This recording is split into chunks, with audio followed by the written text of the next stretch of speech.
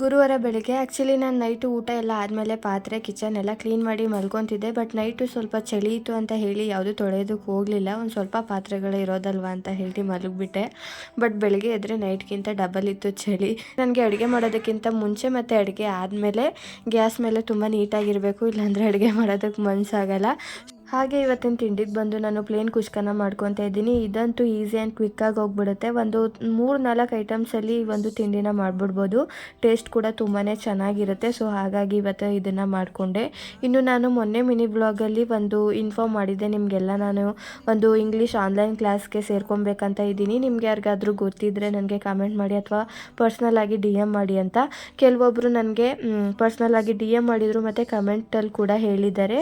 ಚಂದನ English academy ಅಂತ ಇದೆ, ಅದು ತುಂಬ ಟ್ರಸ್ಟ್ ಮಾಡ್ಬೋದು ಮತ್ತು ಚೆನ್ನಾಗಿ ಹೇಳ್ಕೊಡ್ತಾರೆ, ಅಲ್ಲಿಗೆ ಜಾಯ್ನ್ ಆಗಿ ಇಂಟ್ರೆಸ್ಟ್ ಇದ್ದರೆ ಅಂತ. ಸೊ ನಾನು ಅದನ್ನೆಲ್ಲ ನೀಟಾಗಿ ಎನ್ಕ್ವೈರಿ ಮಾಡಿ ಚೆಕ್ ಮಾಡಿ ಅವ್ರ ನಂಬರ್ ಕಲೆಕ್ಟ್ ಮಾಡಿಕೊಂಡು ಮಾತಾಡಾದ್ಮೇಲೆ ಗೊತ್ತಾಯಿತು ಇದನ್ನು ಟ್ರಸ್ಟ್ ಮಾಡ್ಬೋದು ಈ ಒಂದು ಅಕಾಡೆಮಿನ ಅಂತ.